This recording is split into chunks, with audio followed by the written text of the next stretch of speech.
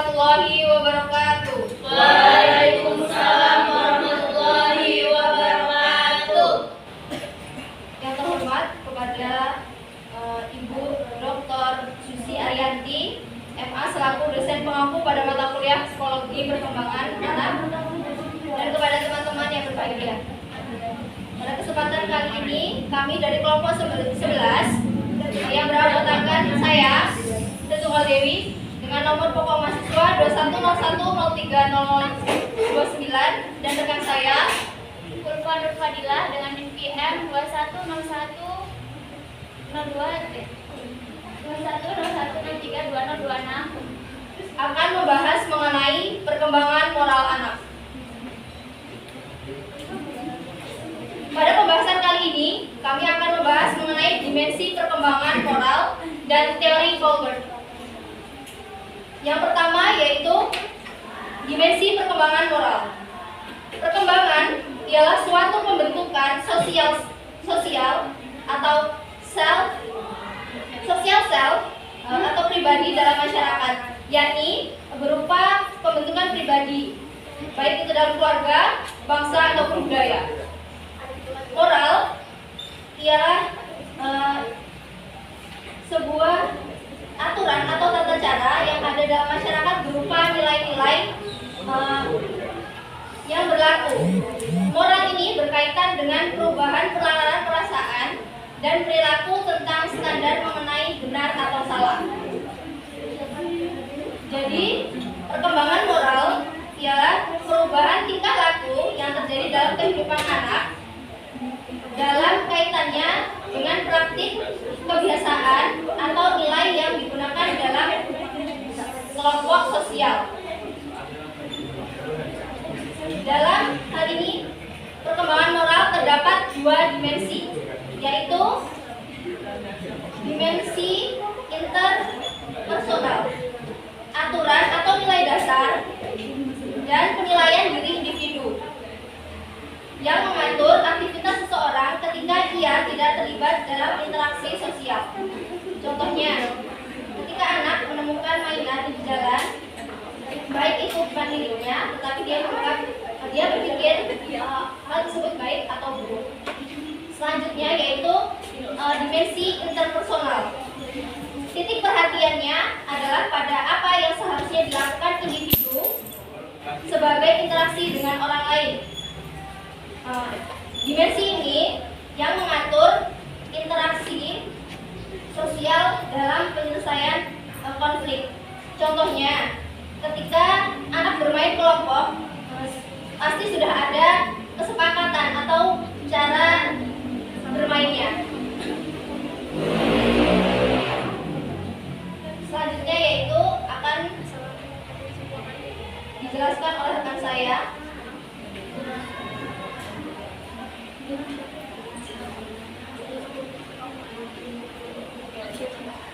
Baik, terima kasih. Yang selanjutnya yaitu teori Colbert. Jadi, teori perkembangan moral menurut Colbert merupakan dasar dari perilaku etis yang mana mempunyai tiga tingkat dengan setiap tingkat memiliki dua tahapan yang dapat teridentifikasi. Adapun ketiga tingkatan yang dikemukakan oleh Colbert mengenai perkembangan moral anak, yaitu yang pertama tingkat prakonvensional. Jadi tingkat prakonvensional terjadi pada anak berusia 4-9 tahun. Nah, pada tingkat ini si anak mengakui adanya aturan dan baik serta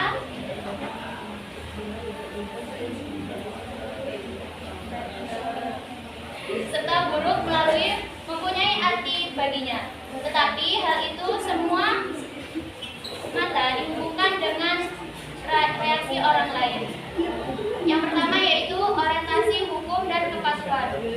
Jadi pada tahap ini anak hanya mengetahui bahwa aturan-aturan ini ditentukan adanya kekuasaan yang tidak bisa diganggu gugat.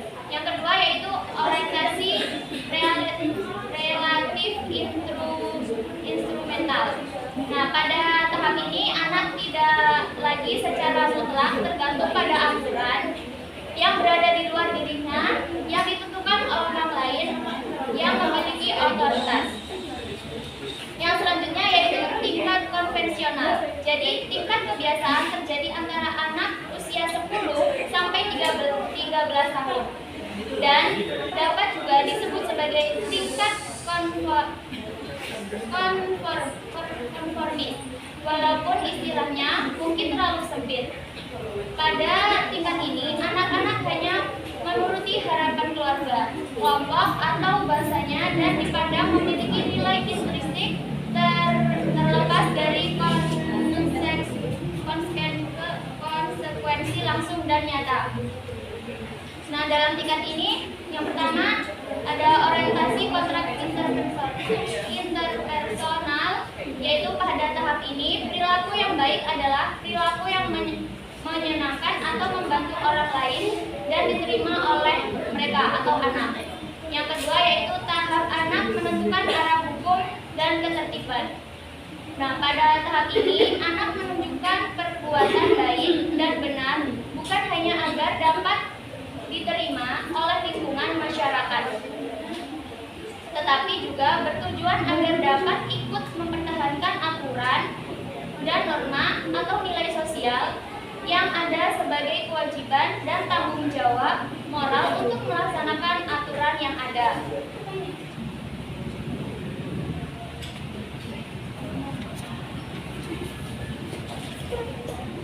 Jadi yang C yaitu tingkat pasio konvensional, yaitu tingkat pasio konvensional muncul pada usia 13 tahun ke atas.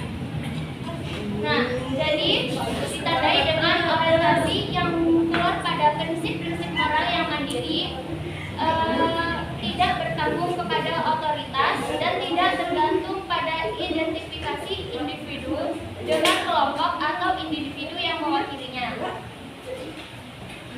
Nah, yang pertama yaitu ada tahap orientasi kontrak sosial legalistik. Jadi pada tahap ini yaitu berhubungan timbal balik antara ibunya dengan lingkungan sosial di masyarakat. Nah, yang kedua yaitu tahap orientasi pada prinsip-prinsip etika moral. Nah, pada tahap ini selain ada norma pribadi yang bersifat subjektif, ada juga norma etik atau baik, buruk, dan benar yang bersifat universi sebagai sumber menentukan suatu perbuatan yang berhubung dengan moralitas.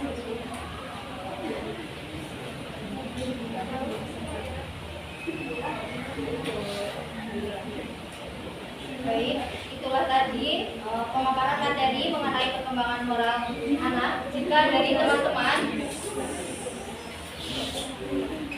ada yang ingin bertanya terkait dengan materi kami, saya persilakan.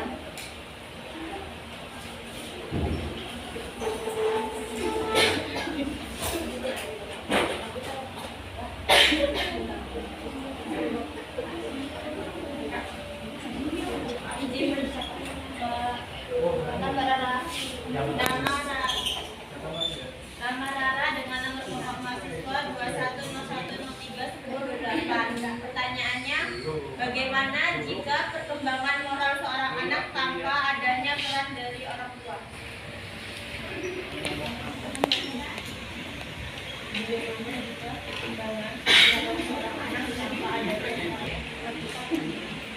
Izin bertanya juga, ya Mbak.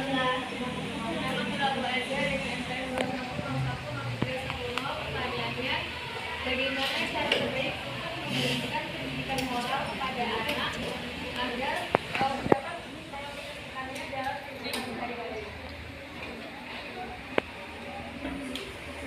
Bertanya Mbak, nama sudah sampai UKM 2101031029 izin bertanya, faktor apa saja Mbak yang dapat mempengaruhi perkembangan moral pada anak usia dini Mbak?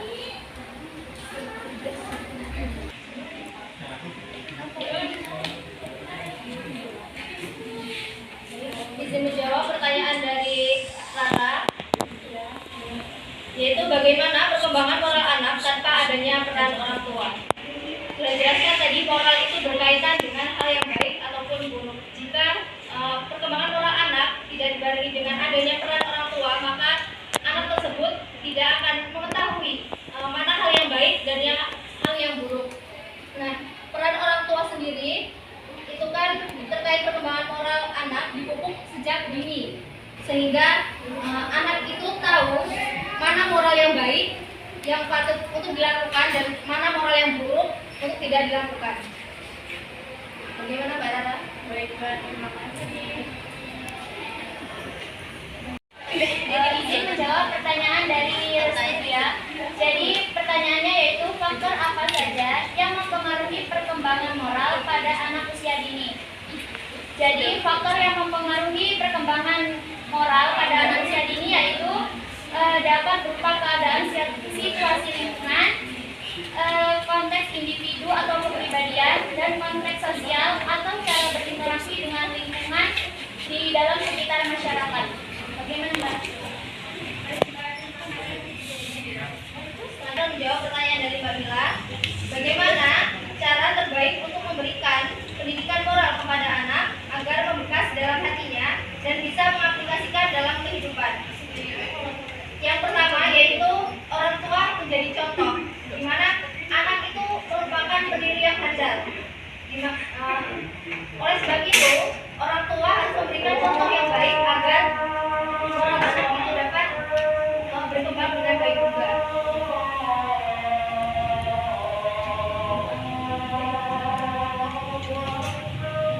Selanjutnya yaitu beri pemahaman pada anak. Anak-anak tentunya akan lebih mudah untuk menerima dan mau mengikuti jika ia mengerti tentang sesuatu, misalnya tentang sikap jujur. Selanjutnya berikan pujian. Hal ini menjadi tanda bahwa orang tua itu mendukung apa yang dilakukan. Selanjutnya itu tegas dan konsisten. Tegas di sini bukan berarti memarahi ataupun memukul anak, tetapi memberikan sikap yang baik, memberikan sesuatu hal yang baik ataupun arahan yang baik untuk anak tersebut, dan pastikan selalu konsisten dalam mengajari moral pada anak. Selanjutnya yaitu ada aturan dan batasan yang jelas. Hal pertama yang dilakukan dirancang oleh ayah ataupun ibu untuk mengajarkan pada anaknya yaitu berikan aturan dan batasan. Berilah untuk membuat daftar tugas ataupun peraturan yang harus dipatuhi oleh anggota keluarga, di mana di situ nanti anak akan mencontoh hal tersebut. Selanjutnya yaitu jangan mengkritik. Sekali mungkin orang tua akan merasa lelah, tetapi jangan pernah menyerah dalam memberikan atau mengajarkan sesuatu kepada anak. Jika anak melakukan kesalahan, jangan mengkritiknya, tapi berikan pengarahan yang baik kepada anak.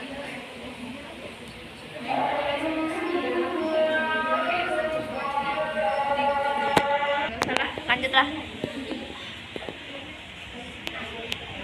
Apakah dari teman-teman ada yang ingin bertanya lagi?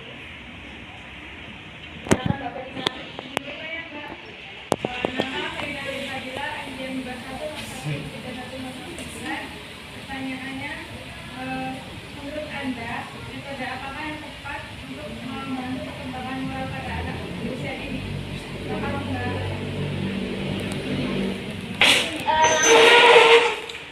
Saya akan menjawab pertanyaan dari Mbak Verina. Jadi soalnya yaitu menurut Anda metode apa yang tepat untuk membantu perkembangan moral anak ya? iya Kak.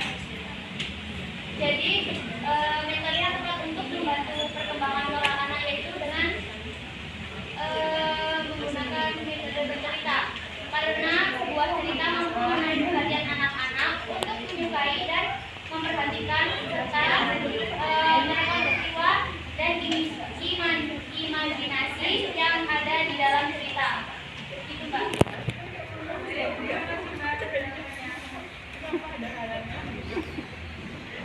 Ingin bertanya,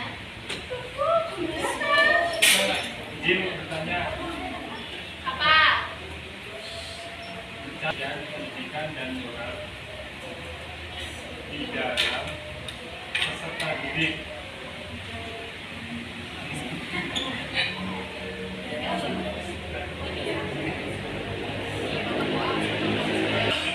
Menjawab pertanyaan kali ini, yaitu cara pengaplikasian pendidikan moral bagi peserta didik, yaitu dapat dilakukan dengan kebiasaan berdoa sebelum memulai pelajaran. Selanjutnya yaitu guru memberikan contoh yang baik untuk siswanya. Selanjutnya yaitu memberikan apresiasi kepada siswa. Selanjutnya memberikan pesan moral di setiap pembelajaran yang diberikan. Dan yang terakhir yaitu jujur dan terbuka atas kesalahan. Bagaimana Pak?